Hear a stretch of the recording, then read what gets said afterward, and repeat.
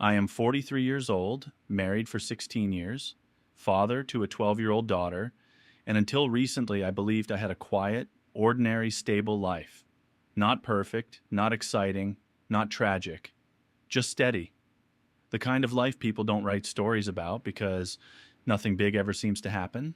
I worked, paid bills, came home, ate dinner with my family, watched TV, went to sleep, and did it all again. I thought that was success. I thought stability was something to be proud of.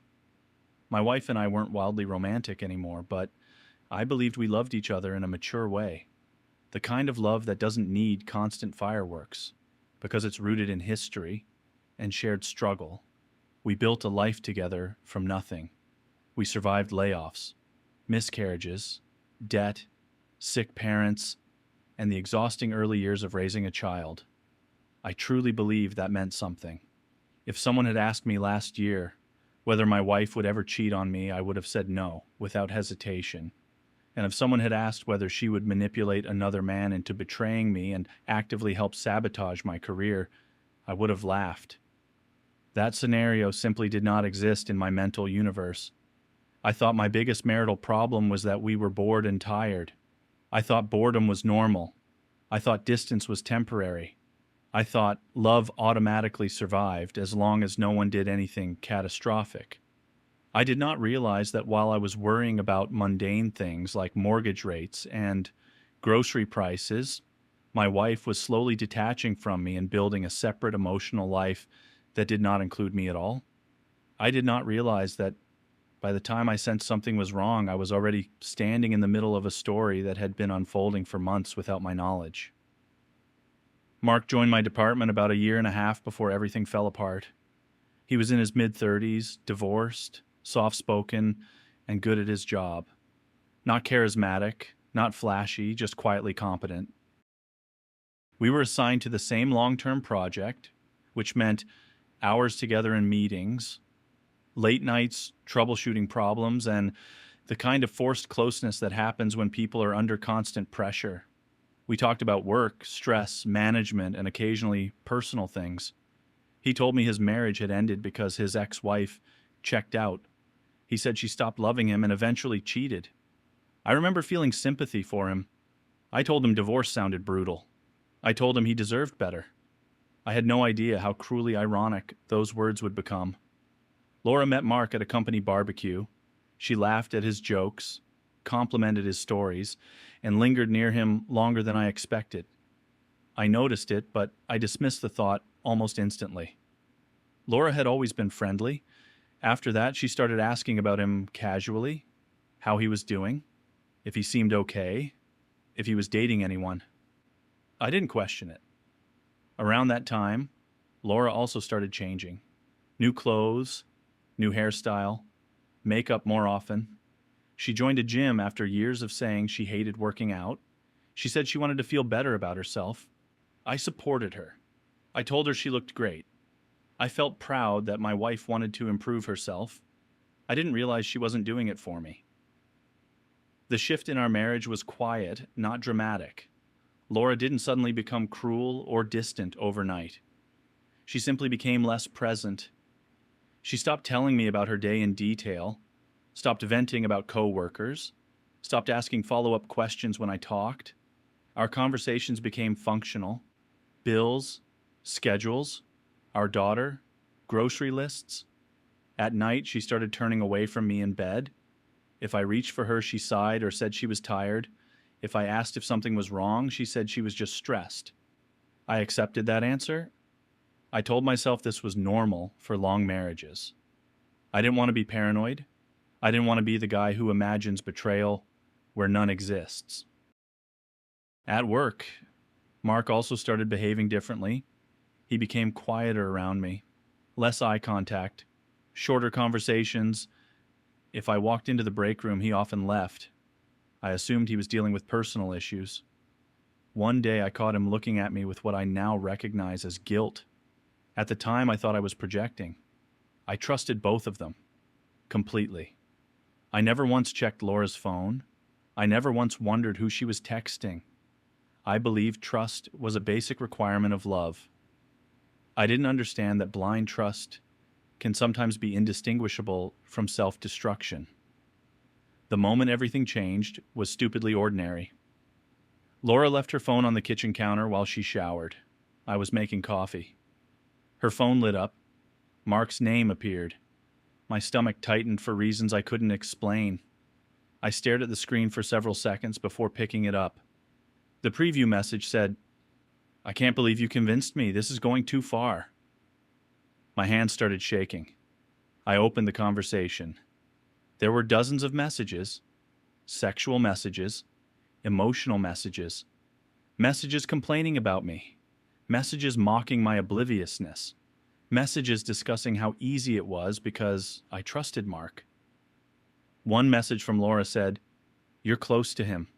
You can influence how people see him at work." I felt dizzy.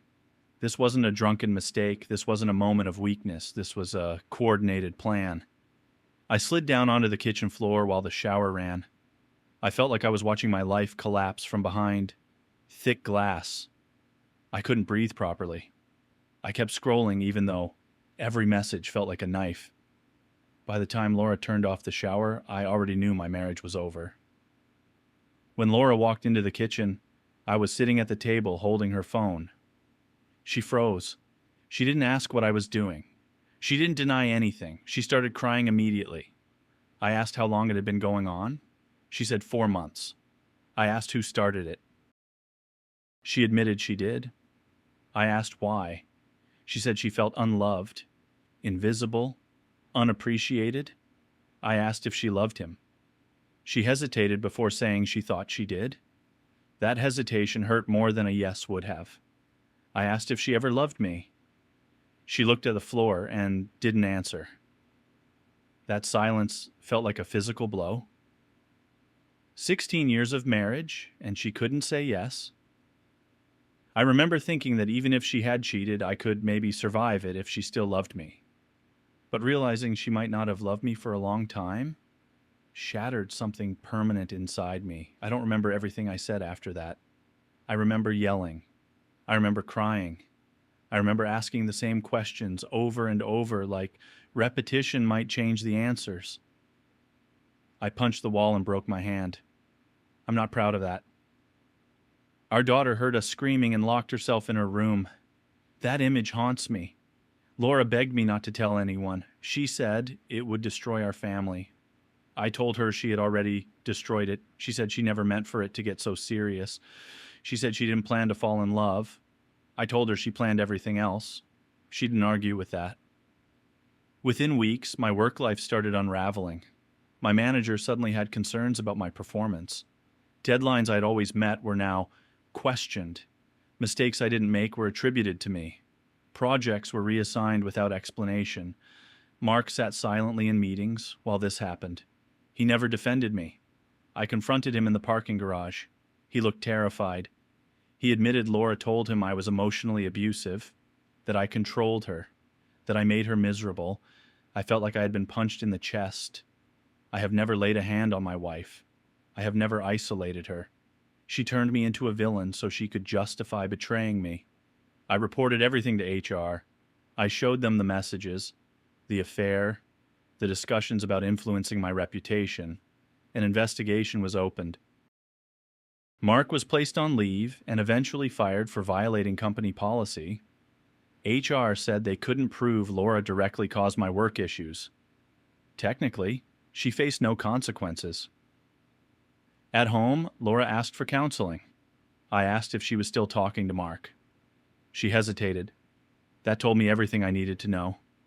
I stopped sleeping. I lost 20 pounds.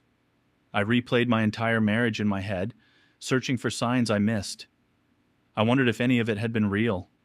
I wondered if I was ever enough. I wondered if I somehow caused this.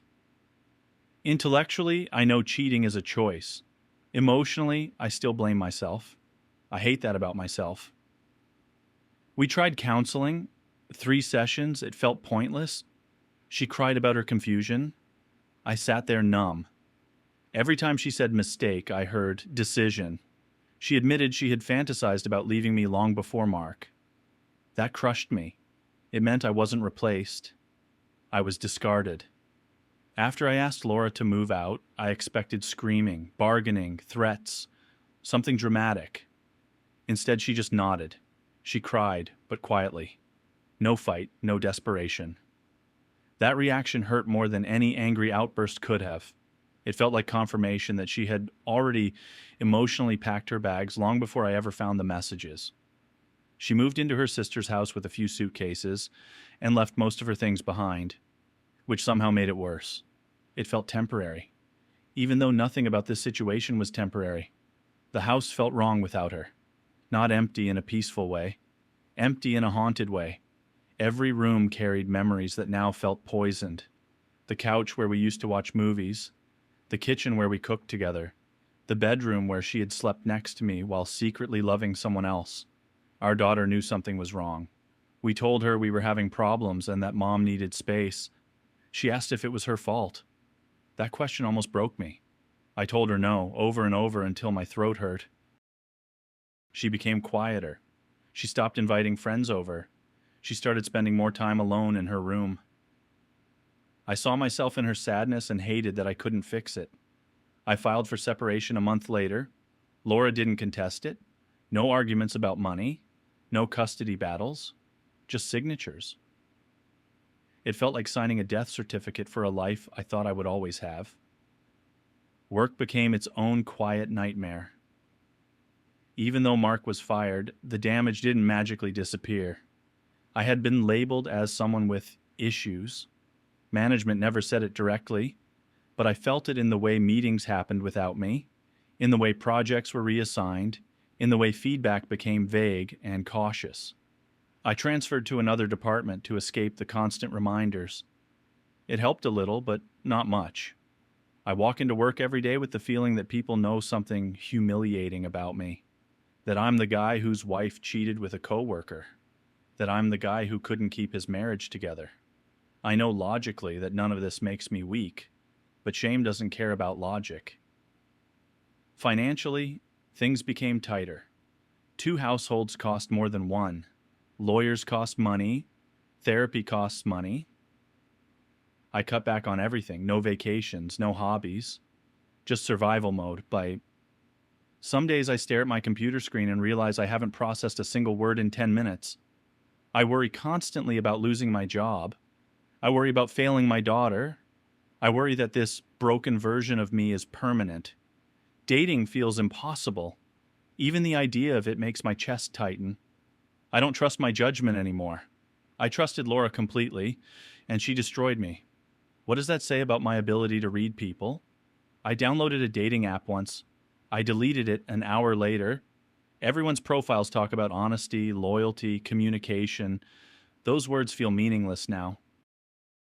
I sometimes imagine being with someone new and instantly picture them lying to me, sneaking around, laughing about how stupid I am. I hate that my mind works this way now. I hate that Laura's choices rewired my brain.